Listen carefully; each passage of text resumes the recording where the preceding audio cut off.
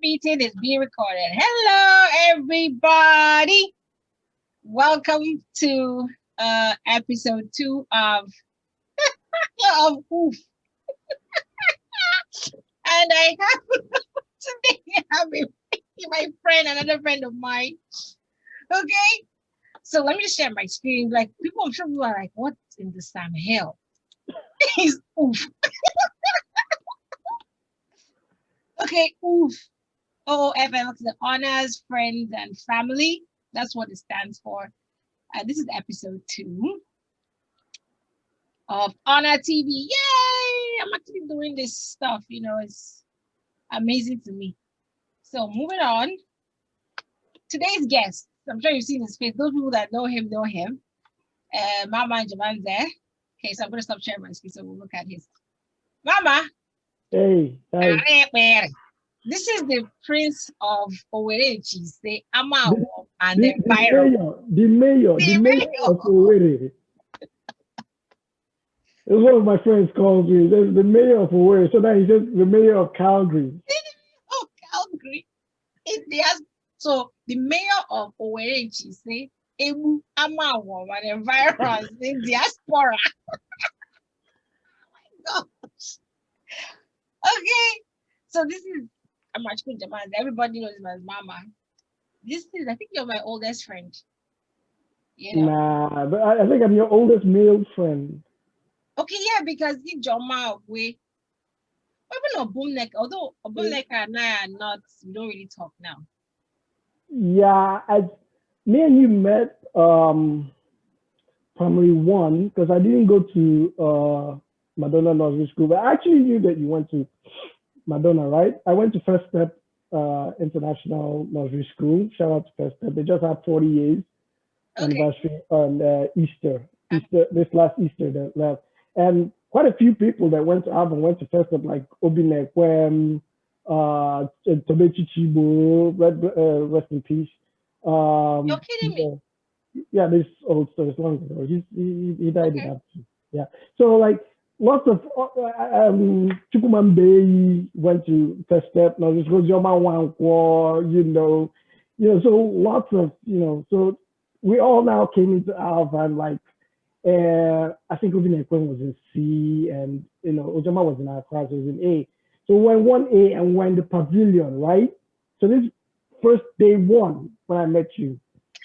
When you come to Alva, when you drive in from the gate, on the right, there's a pavilion that overlooks the soccer field, right? I remember. So, do you remember the tap where we used to drink water, where we line up and drink water? It's just right by the pavilion. Vaguely. Yes, I do.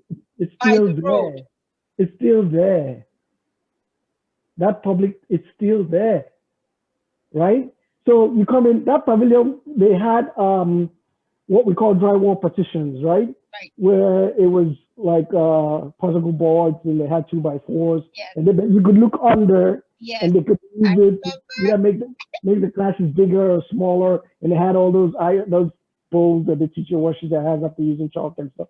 So my older brother, Tioke, was already in Alvan, and I knew some older students like my cousins, Casey Wood, Gunamasi, like I knew quite, then mama, came in.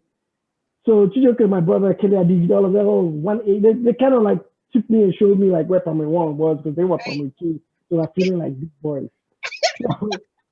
So I'm sitting there quiet. I'm very quiet, and You said, okay. Go ahead. you say you're quiet. I am. If you get to know me, I'm quiet. Okay. So and then this girl walks in with swag and like, with her, you had all this, those little colory things that they put inside, your hair. Every other kid had their head shaved. All the other girls had their head shaven, or apart from Jacqueline Sadia. Yeah. He had a funny do or something, but you came in and you had all those. That was my mom. May to Jagging, no, because I was the one shiny day. All I just came and took the whole. Everybody happened. Oh my gosh! This is my motto.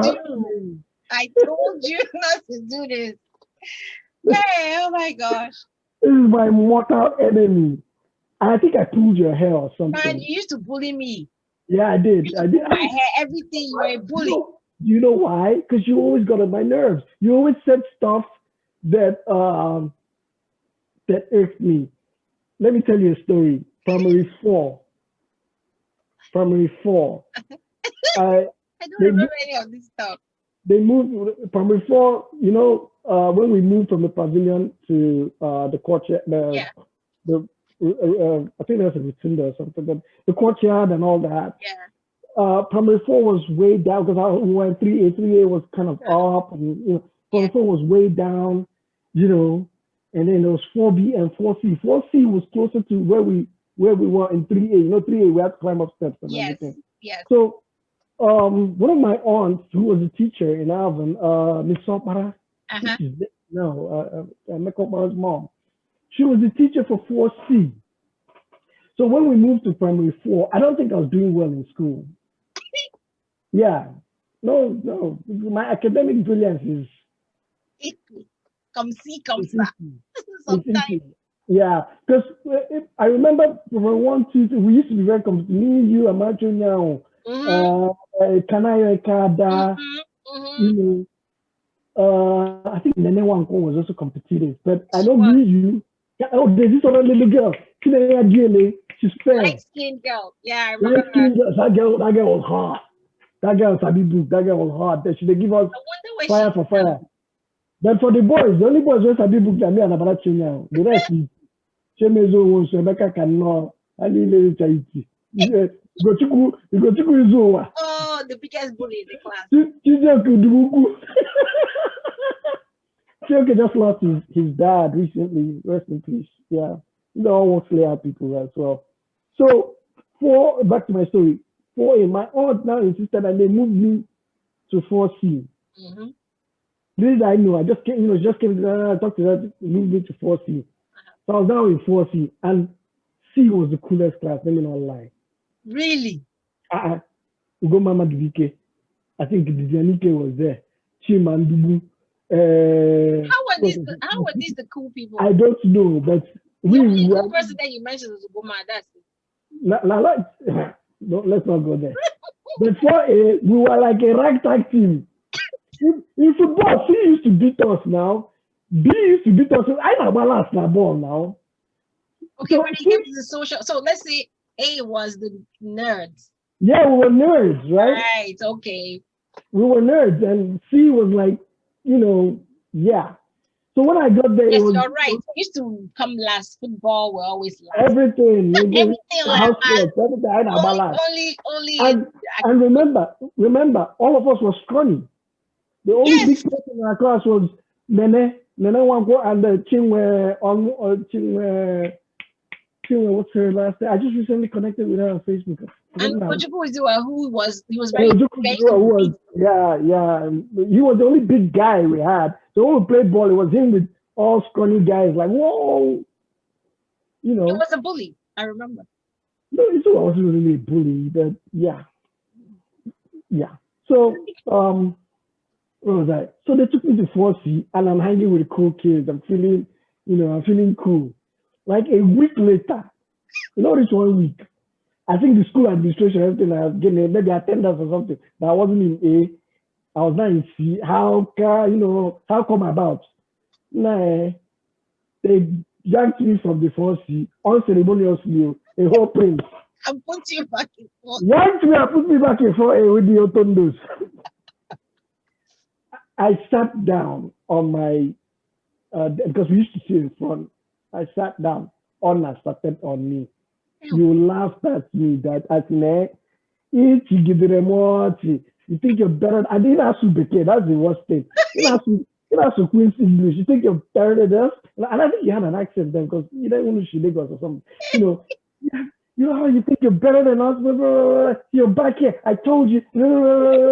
Because then, right, I couldn't play with you guys now. First, when we go on break, I have to play with 4C. Then, and all of us played in the same field. Yes. So you see everybody. So like, I used to be with you, then all of a sudden, I'm not hanging out with, I don't have to hang out with these guys. On a them on my to throw the bullshit that day. True Oh my story. gosh. True story. You know, I don't even remember that. I do. I do. I remember. I remember. My memory is not as good, but flashes. Like there's this. Oh, what's her name? Isn't something?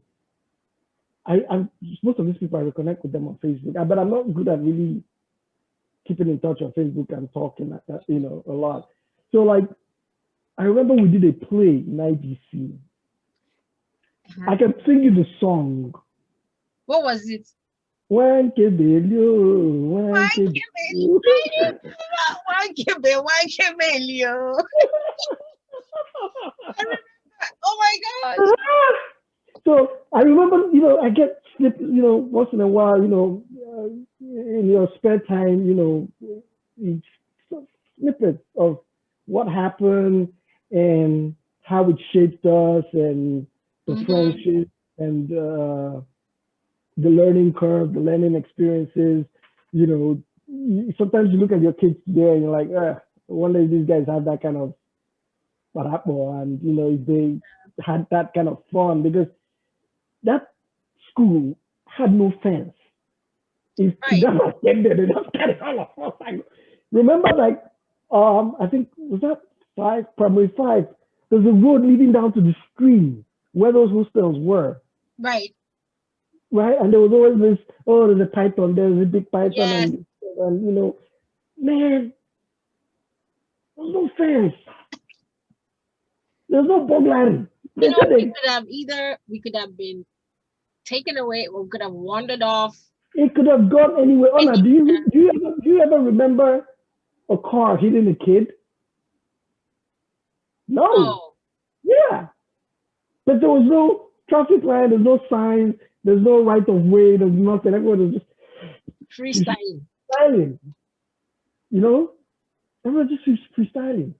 And we were safe and we were good. And you came out when school ended, everybody came out and everybody just playing yada yada yada. Everybody's car pulls up and you see that, get your siblings, you get you're like, this person never should. Let me go back and play my friends. And then the people come and then they have to call you and you come back and then they're driving the friend's car, they're driving behind and you tell your driver, listen. That was fun, man. That was fun. A lot of cool people, went to Alvan, graduated from Alvan, But you left early. Yeah, I left in 5 because I was smarter than all of y'all. I moved to government college, of which you're not really like a big boy. Oh yeah, I went to International Secondary School, right? And I've always been too fast for all my life. I've just been one step accelerated. Ahead. Yeah, I always had that push in me, and went through. It was another adventure. Left it through government. I didn't want to leave, but I would say I wasn't doing too good because I would grow into it. But you get sick. The water's not so good. Your parents come and see you're skinnier than you're like bunga fish. Like wondering, is this the right decision? So it was in the middle of nowhere. At that time, it was that place did have sense. I took the exam for that school.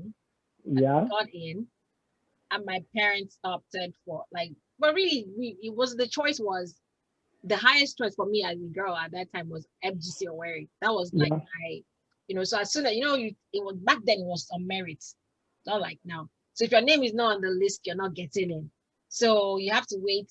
We take all the exams. So I took UTU exam and I passed. So I was still waiting for FGC Owerri. So as soon as FGC Owerri came through, I just left UTU, but I took the exam as well. But I remember it was in the middle of nowhere. At that time, it was just grass, dry. I remember it being very dry, red dust. Fancy. It has a gate, but get fence. Our hostel then, hostel road, people that as into leave school was like you don't climb, you don't jump a fence, you just walk onto the road and hook on the back of pickup. and you're in a key great town.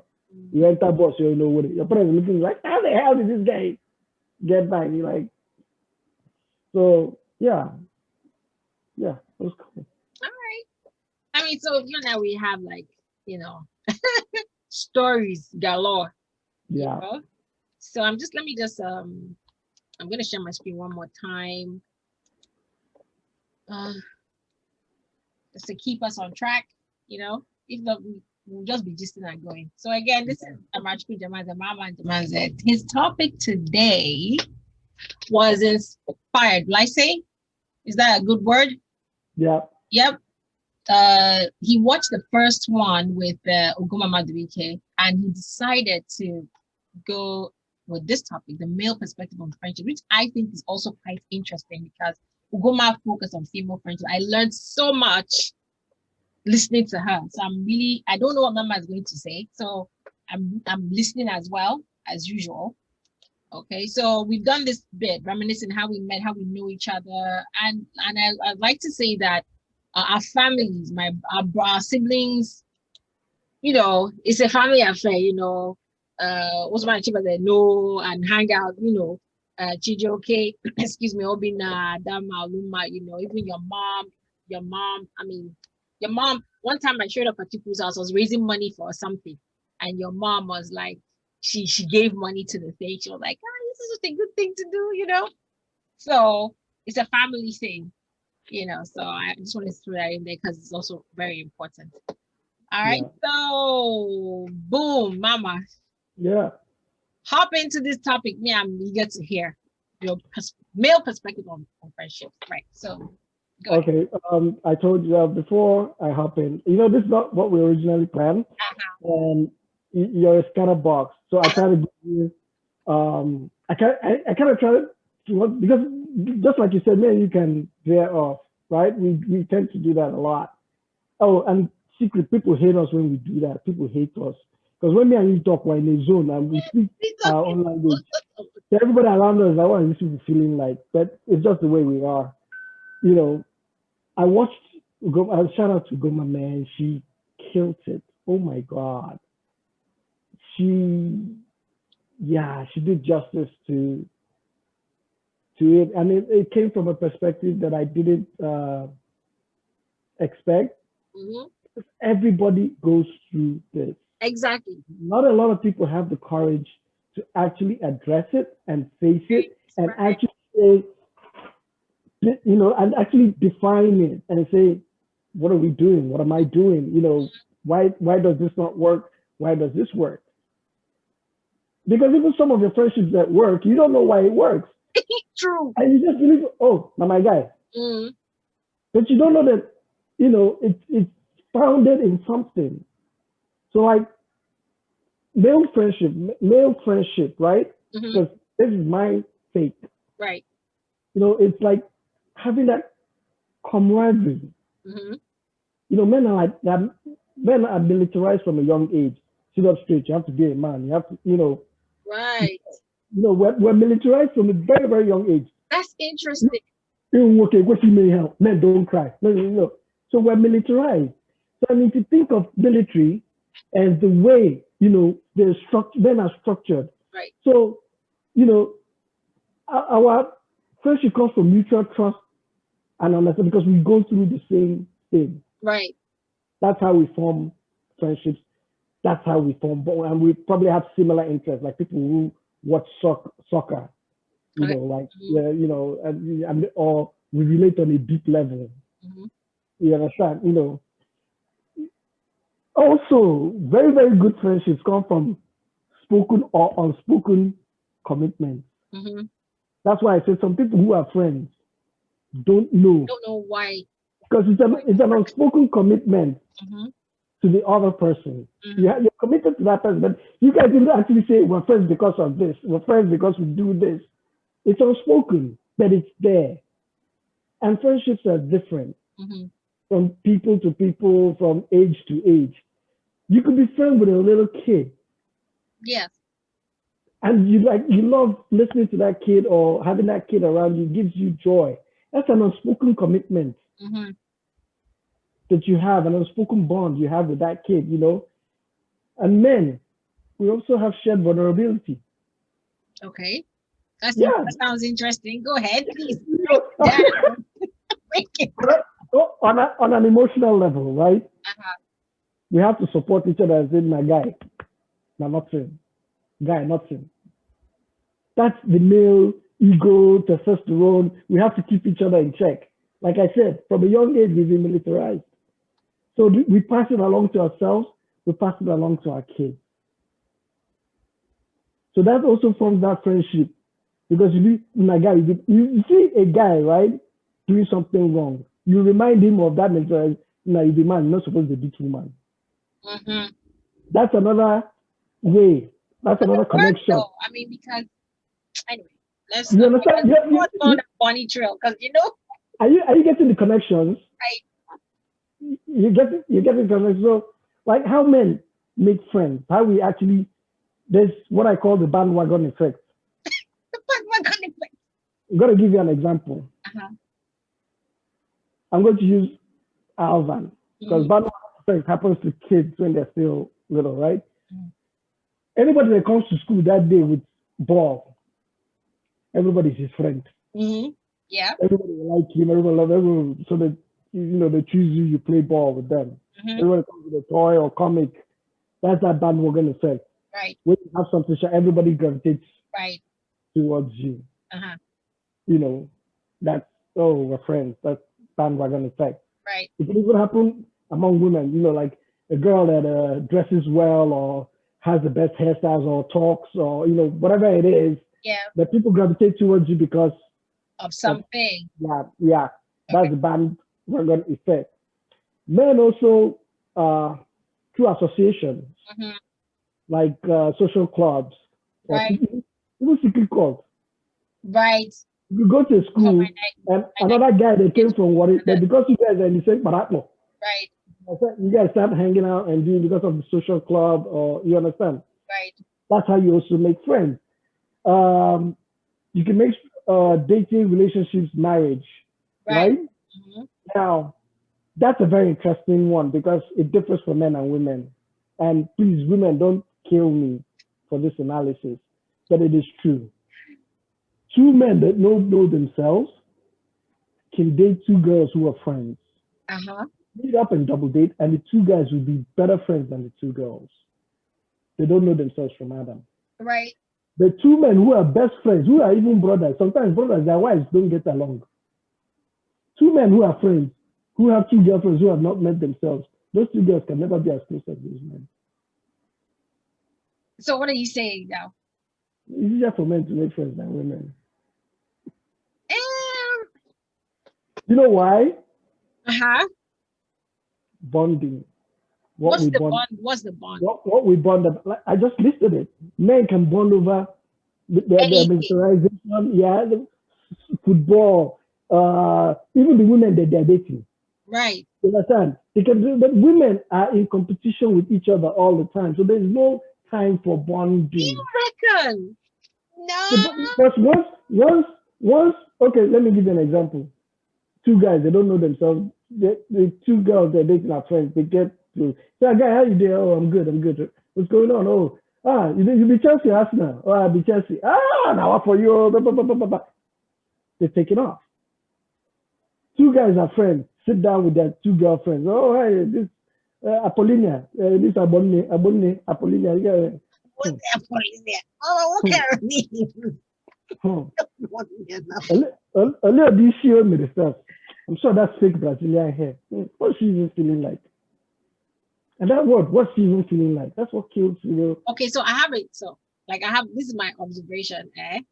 I want to say these scenarios that you described, they are not, I would say they're like the friends you're talking about, they're shallow. I would say referencing what Uguma said, they're acquaintances, No, like I'm not going there like friendships I'm saying how they bond. Over. It's easier to bond for men than women. So when you now want to take it a step further and say friendship, the root is the bonding. How do you become friends? Okay, so I have a question, right? So it's very easy for you guys to bond, right? Is it also that easy for you to also stop the bonding, like stop being friends? I'm getting, yeah. I'll get to that. Okay. It's funny because unlike women, it's very obvious. If two girls are fighting, the whole world will know. Two men can be fighting, nobody will know. Doesn't that depend on the maturity level of the individuals involved? Well, to some extent, yes. Another way to look at it is, and I think I've mentioned this thing to you, when men are together, they don't talk. Right. When women are They're together, doing something. yes. When women are together, talking, right, all they do is talk. So you can't really tell if two guys are sitting there and they're not talking to each other. Doesn't mean that there's a problem. Because at every point, women, when they're kids, toy, you get a doll. That doll, you start you start talking to the doll. Oh, mommy said this, mommy did that. It's interactive. Men get the ball, they kick the ball goes away, they chase the ball. There's no talking. They get a monster truck. Man, there's no talking, there's no interaction. And women at an early age are taught to be aware of everything that's going on. Right. Sit well, don't do this. You know, they're taught at an early age to comport themselves and to be observant. So women observe everything. You think she doesn't know, she knows, she sees. The men, we don't see nothing, we don't talk about nothing, we don't care. I would love to see the feedback, you know. Oh yeah, it's going to be very controversial. These are my opinions, it's not facts. So yeah, okay, let's put a disclaimer. These are my opinions, these are my experiences. Opinions and views based on his experiences. Exactly. Yeah, okay. And based on my observation as well. You know, like you can't believe all the good things people say about you and not believe the bad things. Why would you just take the good without the bad? Okay. All right. Think of it. Are you the only you good? You've never done a bad thing in your life to your friends? We're the perfect ones. Yeah, because that's your perspective. I'm being a good friend. And I like the way Goma put it. She was like acquaintances, and we all have those. In the male world, it's different. We can be friends, right? But we know. There's a saying, he's my man, but he ain't my man much. Okay, I get that. He's my man. That. So everybody now, men, like I said, the bonding, but we'll stick together. You can see somebody that, you know, it's not that it's shallow. We don't take things too deep. You understand? You can walk away. And I've sat down with guys on an evening, a night, everybody's drinking, having fun. Two guys will get at it. This one enters his car and leaves. This one enters his car and leaves. The next day, 5 o'clock, everyone's sitting down. That's it. Yeah, that's something I've seen. You know, I want, because I wonder. I'm like, you hear, man, I don't know. You guys have a more, I said, unspoken commitment. It's that bonding. It's that militarization. It's in us. They'll tell you why and this is how, you know, they emasculate us. Why are you quarreling like a woman? Why are you people, you know, a bunch of sisters, bunch of, you know. So you don't want that. You don't want to be called that. You don't have to say, and the good thing about men is you don't have to say sorry. Women expect an apology. Wow. But men, you can quarrel with your friend, and all it takes is, guy, what's up? And you guys are good. You guys are gold. You just come in, hey, what's up? Nah, I did, my brother. What's up? Nah, I did, man. Yeah. You did drink? You good, I beg. That's it. Gone. Done. But then, women, okay. And she said this. She said she must explain why she said no. There's no time. I mean, friendships endure because we abandon logic for passion. If we put people in boxes and categorize everything they've done, because sometimes you tolerate and you leave, is that passion for that person? And it's not logical. So if we categorize them logically, you understand? It's like, this person is kind of rude. This guy's person's views are not, they're trying to label us and put us in a box. And that's what separates us. But it's that passion. If you have that passion, you're good. You go. So, because I'm listening to you and I'm actually thinking, so I have a question. Yeah. Because I really just want to know. So would you say that when the friendships, when men form friendships, they tend to be deeper than women's friendships? Because we're kind of just like looking they tend not to expect a lot. Yes, women expect. Do you know? It circles back to what I said. Men don't talk when they are together. Women talk. So that confidentiality is what women are craving from each other. So there's that commitment that, please, I confide in you. You're my confidant. Right. And we don't talk serious stuff. We just talk. So it's the expectation. Yeah. The expectations women have are more than, and we're just generalizing it, obviously. Yeah. That's the expectations from each other. From friendship. From friendship as a interesting. Yeah. That men, you could come, I can meet you today, right? And like you or not like you, but I don't have to show it. I can tolerate you. We're more tolerant. You understand? But women, it shows. Immediately it shows. They don't like you, it shows. A guy can be in a place, he's uncomfortable with the guys that are there. But he'll stick. That's like I said. We're wired that way. This is interesting. This is one that I haven't thought about. The expectations. Yeah. So that's one word, that I'm taking away from this conversation. Yeah. We understand, because it makes a lot of sense. Yeah. It does make, when you think about it, it makes a lot of sense. Because you guys communicate. You guys sit down and you talk of everything. Two men, 3 men, they can sit down. They're talking about film or cars, or there's no deep, but women, you guys know what you guys talk about, right? So it's deeper. Mm-hmm. You understand? Men, like, we argue. We don't share. Well, Ronaldo and Messi, who is better? That's men's conversation. It ain't deep. Nothing deep about it. In my head, I'm like thinking, but that's not good though. So there's levels to this thing too. So you must have had like a deep friendship. Men can have what they call like blood brothers. What I don't know. You can have a deep friendship, right? There's no doubt, right? Like I said, you're my man, but you ain't my man much, right? There's those people, and then there's those people like, when it hits the fan, pick up the phone. Who do you call? Everybody has that kind of person, right? Mm-hmm. So I'm gonna get into this stages of friendship, because that's where this comes. All right, yeah. That's where this comes into. So like first stage is like toddler. I call it toddler, 1 to 12, because you don't know any better.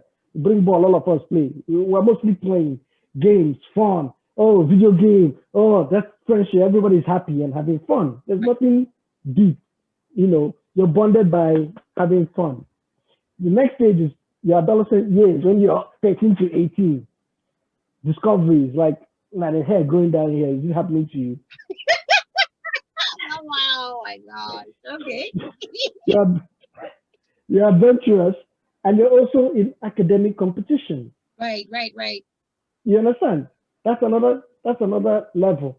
You understand? Then you get like some mutual bonding, some shared bonding, shared vulnerabilities. Mm-hmm. Like because this period, like when you're getting into secondary school and everything, maybe you get in trouble with a teacher, or there's a teacher that bullies people. There's that that's bonding. You bond over that. Right. Or you're shy to go for a dance, or you feel like your jeans isn't gonna, oh, borrow me your jeans, borrow me your shoe. When you, oh, do you think she likes me? Oh, this love letter I wrote, is it, do you understand? Dot my T's and cross my I's. You understand? Then there's another level when you're an adult, 19 to 30. Right. You're basically an adult. And there, it's more cooperation. How do we get this thing running? How do we get out of school? Youth service. How do we find a job? How do you now? What site are you looking at? Oh, how do I get to this next level? How did you do it? You know, there's some cooperation there. There's a deeper bonding. It's goal oriented. That kind of friendship. Right. It's goal oriented. Like, this person is my friend because, you know, we're trying to get into this, or we're trying to graduate from school and we're trying to get youth service, get us posted to this place. Oh, he knows somebody that knows somebody that can help me. It's goal oriented. That's how you start weeding your friends. Start weeding out like those crowd vulnerability, you know, those adolescent friends. Right. You start looking at, oh, okay, who can I cooperate with on this? Who, you know, oh, I'm moving to Asaba. Who do I know? Who was my friend in, you know, that now lives in Asaba? You try to reconnect. You know, then there's matured friendship. There's another stage. You're matured, right? That's from like 31 to 40. Very short window, very small window. And when you're matured, you know, it's all about progression and competition. And the word that kills, the phrase that kills people in this bracket is, he's doing well. Me and you have talked about this phrase. Okay, hold on. So just for people who are not, so in Nigeria would understand that. Okay. For people who are not Nigerian, who may be looking at the next, you know, just kind of explain what he's doing well. What does that mean? Or he or she is doing well. What does that mean? Means if, you know, they've basically, you know, they've basically attended MCC. The what? MCC, money, comfort, car. MCC, okay. Money, comfort, car. Money, a house, the car, you know, money, comfort, car. Financial stability. You know, like, oh, he has a good job. Oh, he drives a good car. You know, his house, he's living in Lekki Phase 1. He's not living in what's that, Okotobaika, you know what I mean? Financial stability. Yeah. With all the, you know, toys that come with it. Exactly. All the, so that he's doing well. That competition comes in. Why go be this guy? Maybe two of us go secondary school together and get two head. Maybe two of us graduate together. And I had a lot of friends like that. I did. Let me just pause. I'm just thinking to myself, do women have this? This is what you're talking about? No, this is men's perspective. Like I said, not all of this goes to women. Yeah, I'm just, you know, like I said, from a man's perspective, these are what we go through. These are the stages of friendship we go through. This is very interesting to me. We go through that, we go through that friendship where we're kids, where we, you know, we're friends. It doesn't, today you pick me to play, but tomorrow, you know, I cry, and then tomorrow I come back, we play. It's not deep. We're adolescents, like, nah, there's hair growing here. What's going on? We share that experience. We share that adventure, right? Then we're adults. You're like trying to cooperate. My guy, how do we do this? How do we get this done?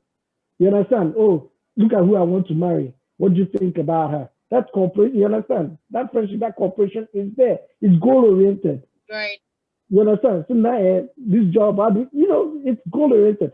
Then when you're matured, it's not because everybody looks back and like, what has this guy done? You know, they're comparing. They now start comparing. Yeah. Right. You know, like how far? Yeah, like how. So if this guy isn't in our club, the Mercedes-Benz club, he shouldn't be our friend. Really? That's I would say immature though. That's meant for you. We're shallow. We're not that deep. We're not that deep. You know, two girls can want to go for a party. Oh, sorry, three girls can want to go for a party. If one of the three girls isn't dressed to what they think is the quote unquote standard, they'll patch her up like Humpty Dumpty. They'll give her sex, give her and put her together, give her this. I said, don't talk to that guy. don't talk to that. No follow our hand here. But men, their guy will have hole in his trunk. They will tell him all of them will enter cargo. I'm not fucking party. Wow. In these conversations, I'm going to keep on doing this oof section because when people I learn, different perspectives. So this is really interesting. These are things I've not even, ever thought about. So it's amazing. I'm glad you chose to give your perspective, male perspective on Ugoma's talk, because it's very interesting to me, and I think it'll be interesting to, people. Yeah. Oh, yeah. So after that matured stage is now the enlightened stage. Right, finally. Okay. That's the last stage. At what age do you reckon? 40 and beyond. When the gray hair comes down. And there's only one word for that stage. What's that? Selective. Aha. Okay. Then you sit down and like, I want this person to be my friend because of what, this person brings to the table, or what I feel I can handle. I know all this person's, idiosyncrasies and characters. I know all of, I can handle. Yeah, no problem. You become selective. You know what you like and you know what you don't like. So you can actually enter. This is for men. I'm not talking about women. I'm talking about men. You can walk into a place, sit down with everybody there. You don't like nobody there, and just take the snippets of, and have a good time and go. Okay, I have a question. So does a competitive thing come in at this point? I mean, when you're that's when you're the mature part. That's when it's competitive. Okay. Now at 40, you're supposed to have I'm not driving a Benz, but I know they carry like Waka either. So those things don't bother you. Right. So you can sit down and you have a 505. Somebody comes in with a Range Rover. It doesn't bother you no more, because you have your path, you know yourself, you know your trajectory. Okay. That's his path, that's his life, that's his trajectory. So it doesn't really bother you as much, or that my friend seems to have made it and I didn't make it. Right. You're not like, let me face myself, face my family, let me move. You understand? They're doing them, I'll do me. His happiness is not, that competition is like, you may find what makes you happy in your own niche. Right. That person, if that makes you happy, oh, well and good. No biggie, right? So when you're from 40 and above, you become selective. You know what you like. You know what you don't like. If people don't want to talk to you, it doesn't bother you. Right. You just move on. Ghosted, right. Yeah, ghosted. You guys talked about it. You just move on. You don't start cracking your brain. It's been 2 weeks since I heard from this person. I say, 1 week. What does this person mean by this text? How are you? Without question mark.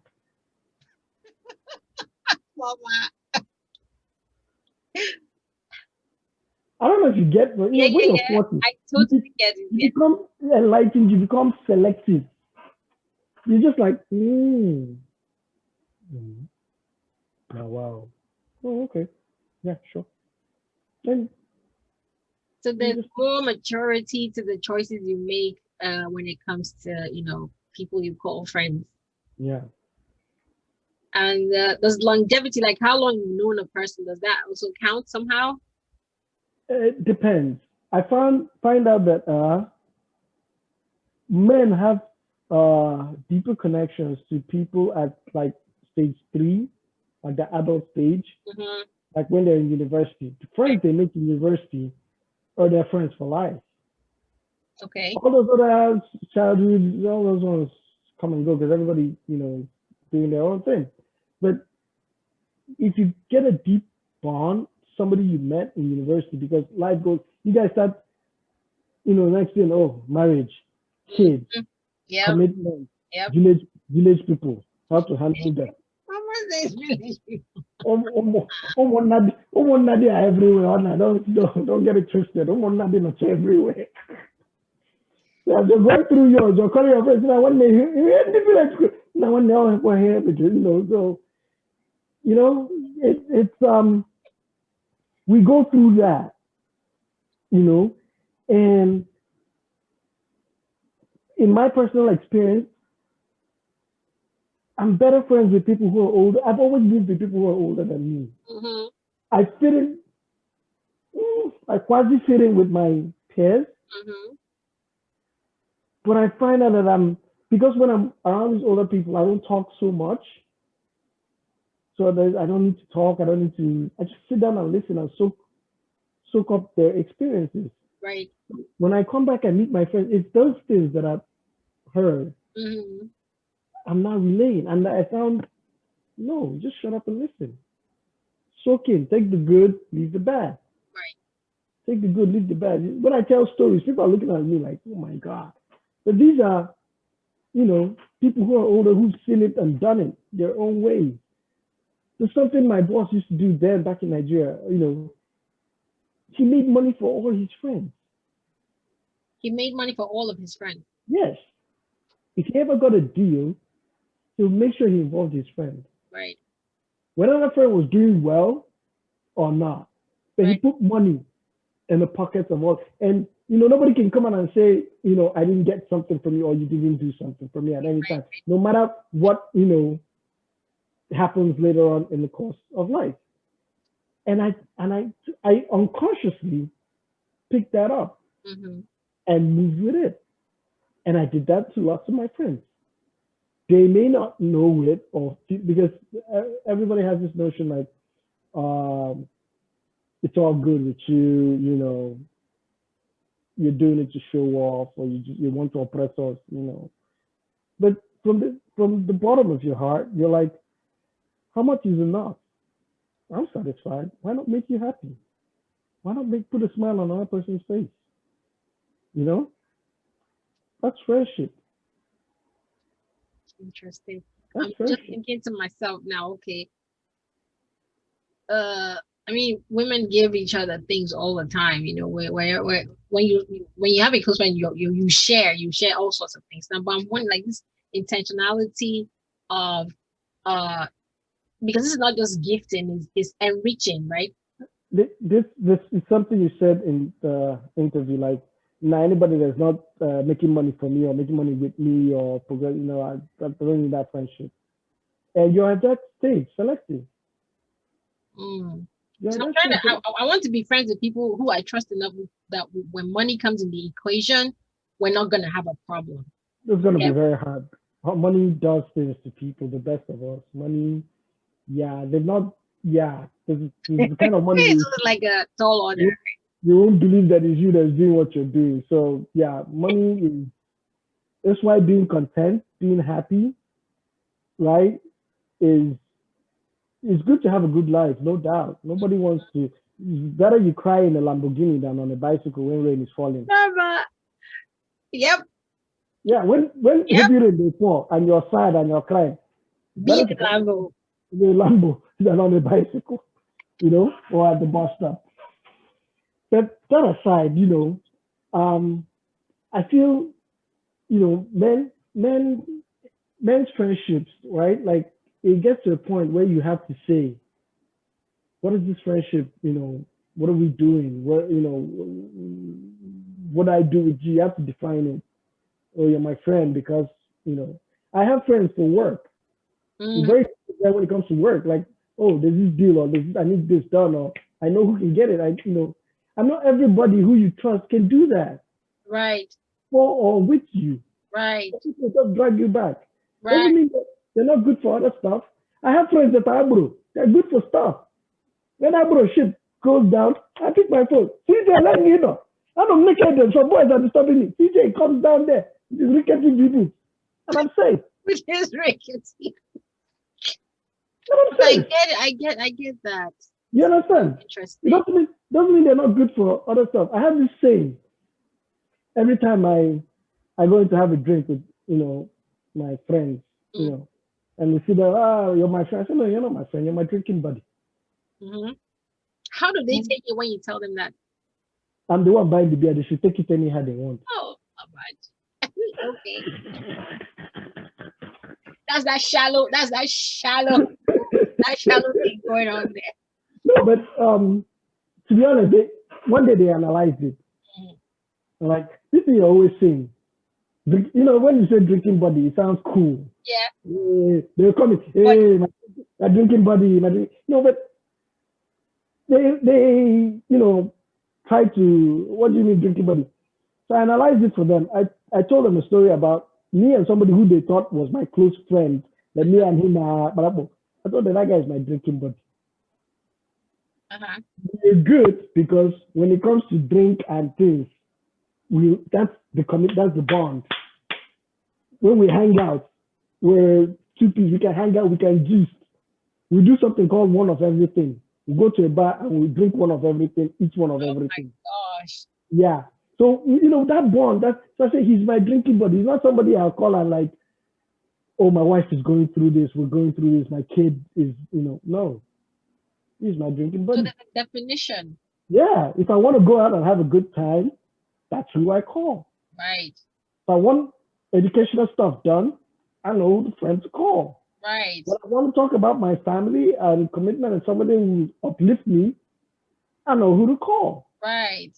But everybody thinks if you're very good, everybody thinks you're their friend and they're all the same. You treat them all the same. Everybody's, you love everybody, the same. Interesting. Yeah. But you, inside you, like, okay, if I need this, I know who to look. In my life, I have only 2 people I can call. You won't believe it. Whereas with the kind of people I know, and I have only 2 people I can call if it hits the fan. Right. Only 2. There's outside my family. There's friends. There's not only 2. Me. I know a multitude of people. Yeah, that's what I was saying. I said, which is incredible because I know that you know a whole bunch of people. Yeah. So I know a whole bunch of people. Do I trust a whole bunch of people? And you learn this the hard way. But you dust yourself up and you keep moving. I told you something one day. I said, all my friends from, I can't remember. I gave you a time period or something, but none of them are my friends anymore. Not that we don't talk or, like, we don't talk because I don't call them, so they don't call me, right? So, but none of them are my friends anymore. But they're all friends, and they all talk about me. Oh yeah, you told me that. Yes. Yeah. So when I discovered this, I'm like, I think I'm the problem, and they don't know how to tell me that I'm the problem. Right. So I just stepped back. You know what? Well, okay, let's get into conflict. That's an interesting scenario to let's think about. Let's get into conflict. Men's conflict stems from competition. And that's that stage 3, adult, when you're an adult. Competition, when you're competing. That matured, competition is doing well, not doing, why does he get all the girls? Why does he drive all the cars? From a young age, I've been comfortable around women. You know me. Worse for me, I had a very bad experience. I went to Uchuru. Uchuru was a mixed school. So I related with guys and girls. My friends, they had sisters, they were all my friends. So I could talk to them. There were girls in my class, I could talk to them. We were all friends and stuff. And I went to government college. These only boys. Sausage first. Then the federal girls invite you for press day or marathon, and we go to federal girls. And I remember, I say, oh, hi, how are you? Oh, you're talking like, I've known these girls from Alvan or, my cousin's friends or, hey, hi, hey, Ona, what's up? Uguma, what's up? Ijama, what's up? People who are our friends, we just talk. And the guys who are shy, who can't talk to babes or whatever, or feel some kind of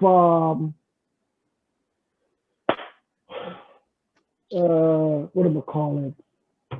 That insufficiency now, complex, inferiority complex. They hate on you for that. And because I came from where I was comfortable talking to, every time we went for any press or there was visiting day with federal girls, and I went and babes were around my car and I was listening and playing music and everyone was having, and I go home. The next thing was the cold shoulder and Really? The next mistake Playboy that day, they'll hurt you because they're mad at you. They're not mad at you, they're mad at themselves. When you grow up, you now learn that, they're probably mad at themselves because they couldn't do what you were doing, or they felt you're blocking them. How am I blocking you? It's truly the other side though, because like I never knew these things. Oh yeah.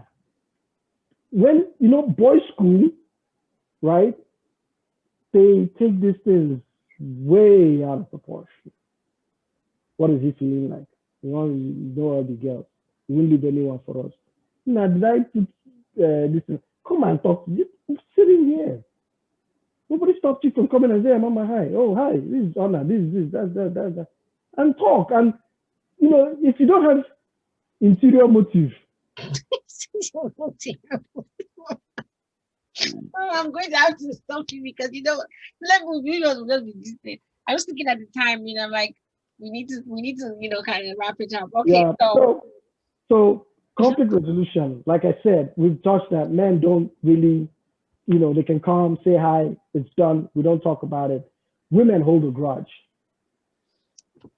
Women hold a grudge. Even when they make up, they forgive, but don't forget. And there's levels of aggression. There's direct conflict where the person is direct. Aggression. There is levels of aggression. A guy can come out as a guy, go slap you. There's that kind of aggression. Or anytime he sees you, what's this guy? It's direct. You can see it. It's confrontational. Right. Then there's indirect conflict where they're sneaky about it. You understand? They talk to someone else and try to get that person involved. You try to instigate something. And also seek validation for what they are trying to instigate.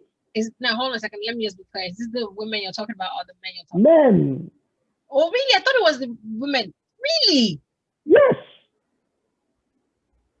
Men. Aggressive. They avoid talking to you.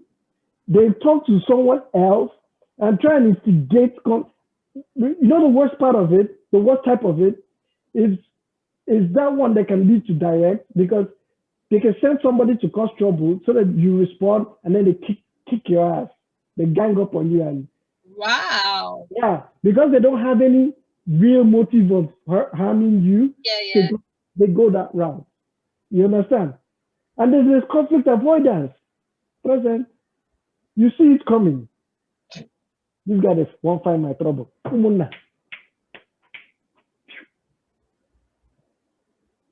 That is also aggressive. Do you know? Disappearing before the conflict. Do you know that that's aggressive? In a whole other world, dude. Do you know that is aggressive? Because that hurts. That guy came to fight you, and you were smarter than him too. That's it. By saying, I leave it. The guy will now boil. Oh. The male world is so different. It's true. It is true. Conflict avoidance is also hostile. It's aggressive. It's like silent treatment. It's equivalent to the silent treatment. Right. They're trying to get a rise out of you, and you're not giving them the time. They're like, this guy's feeling posh. He's feeling like it's aggressive too. And if you're smart like me, you know how to use it very, very well. You have to go. I'm just I'm like, wow. Yeah. So eye-opening. Levels of aggression. There is. There's direct, there's indirect, and there's conflict avoidance. It's still an aggression. When you ignore someone who has it out for you, do you know how painful that is? They're not validating my anger. Okay. All right. So now give us a takeaway. It could be like words or phrases or something that we can, when we remember this, give us something. I want to talk about feelings, because that's the root of all of this. Friendship, feelings, how you feel, how the other person feels. We need to be able to interpret how the other individual feels, also how we feel. We take these things for granted because we assume. Yeah. We always assume this person is my friend for life, is never going to hurt me. The friend could be having a bad day, doesn't tell you about it, doesn't talk about it. You need to be able to interpret feelings. You also need to be able to interpret hostile feelings towards you. You could be keeping a friendship that you think is a friendship. That person was never your friend. Right. You must say something similar too. Yeah. That person was never your friend in the first place. You guys got along. You guys You thought you had that bond. You probably had something that bonded you guys. But like I said, there's levels, there's stages. At that stage, maybe when you guys were kids, toy, ball, video game, you pass that stage, that's not the bond. You get into adolescence. Oh, we're growing this, we're growing boobs. How do we do it? You pass that stage, you get into mature. Oh, how do we get, from this level to the next? How do we go about getting jobs, getting a house, getting a wife, when that thing, there's no bond or there's a friction, you understand? The person may not, men, won't directly come and tell you like, guy, I'm not feeling you anymore. That thing we had in common, we don't have it again. I don't like your wife. Is that where the ghosting might come in? Yeah. Right. Yeah. I don't like the way you are. We used to hang out late. Now you go home to your wife. Oh, you pray every morning. You're always writing devotions. We don't have that common bond, but you have memories. Mm-hmm. How do you? But that bond, that thing that keeps you guys, as each stage has what keeps you. Each stage of friendship, as you're growing as a child, it changes things that bond you people. Right. The things that are bonding a child now may not be what bonds him when he's older to someone else, mm-hmm. to the same person. Right. You may not. The things that bonded your friend in university, the things that bonded you people, yes, may not be what's bonding you people. Right. Today, you guys have grown with it. You've evolved, and that's also interpreting feelings. Because we always assume, oh, it's my friend. We'll be like this together. That person may change. You may change. You wouldn't know. Because of your personality. Work. Because of your growth. Friendship shouldn't be work. But it is. Friendship should be interpreting also for yourself. First thing is you have to work on yourself. Mm-hmm. Be a good friend. To or with that is the way it was phrased. To someone or with someone. Right. Just do your part and be good. Right. Don't hurt someone else. And if you do, and you realize you did, apologize. Right. Right? But communication is key. Men don't talk. We can't. It's not in our nature to talk and say, guy, that thing you do, I don't like it. It will lead to a quarrel. We'll shout. After shouting, we'll drink a beer over it's gone. Or we bond over, men are like Nigeria. The way Igbo, Hausa, and Yoruba quarrel, the one Super Eagles playing, we're all friends. Yeah. That's how men bond. Yeah. Yeah. That's how men bond. Also be able to tell fake versus real.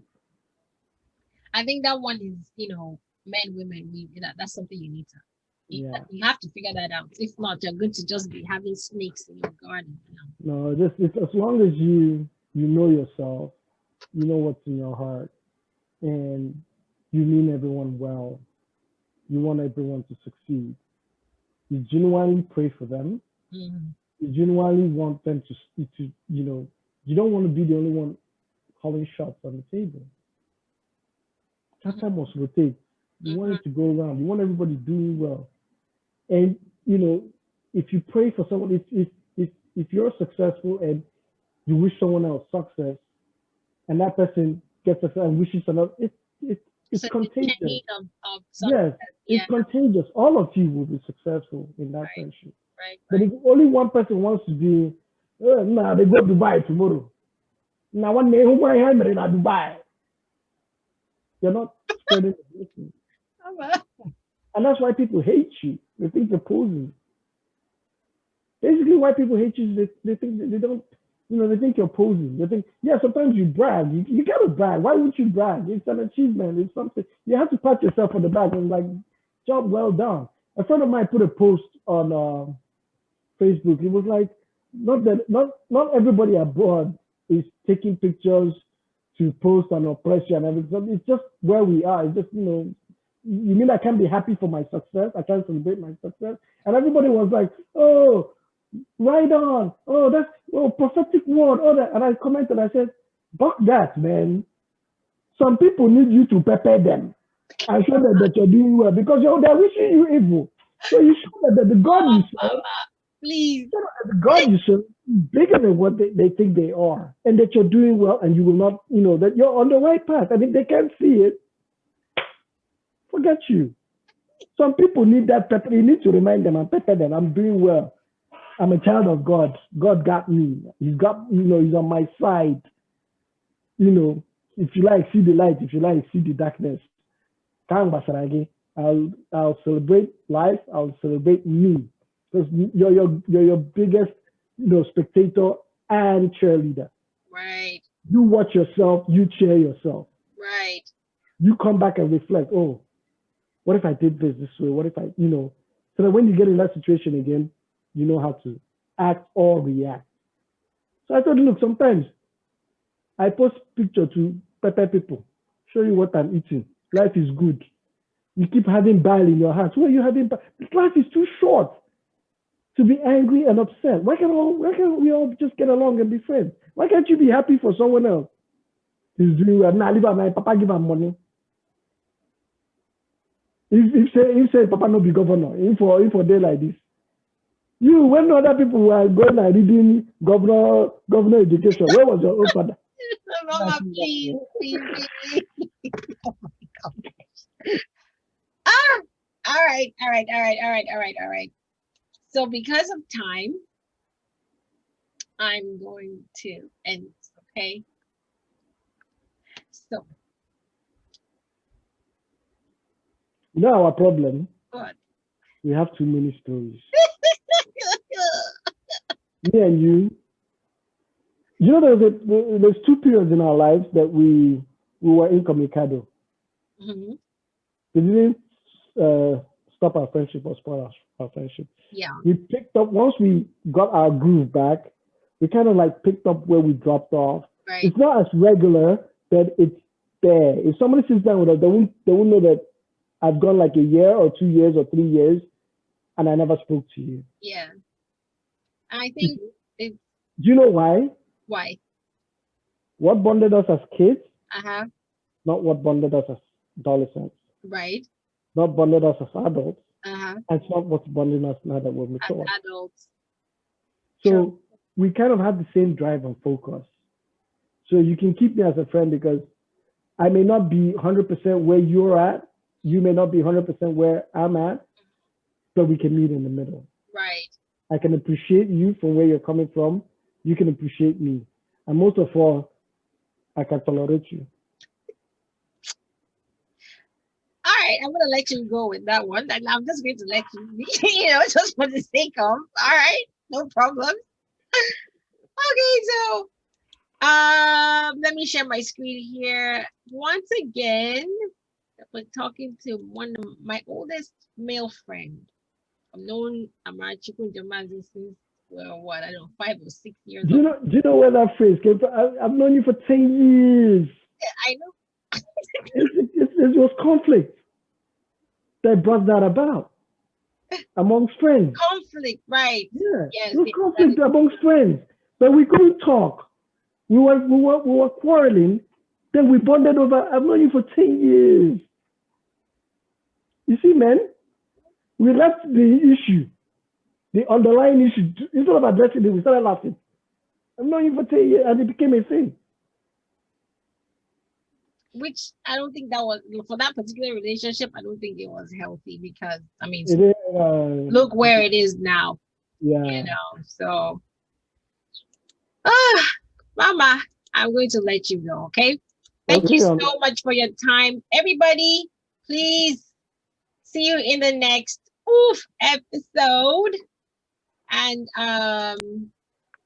Mama, maybe you should do some, when I talk to you, do some writing about this stuff, right? I'm gonna send you something real quick. Just like footnotes of this. Do with it what you made. You can share it with the government. You can expand on it. If you guys need me to explain, you can watch it, and you can add it in what you guys are doing about friendship on the mail side. It's like 2 pages. Now, with footnotes, you can expand on it based on what we talked about. I'll send it to you real quick. Okay. All right. Yeah. All right. So. Good. So something's gonna come out from this that we can share with people because many people have different experiences Yeah. with friendships. And going from the experiences now, I believe if this topic was given to kids, let's say 15, 16-year-olds, Uh-huh. how long have you known this? But you've not known him long Yeah. enough to actually articulate the friendship. Mm. Like, this is the right age to because going on now, we're selective. Yes. Like, yeah, I have a friend I haven't called in 2 years. He hasn't called me. He's not bothered. Former me would have been like, what's going on? And I thought that was me being a good friend.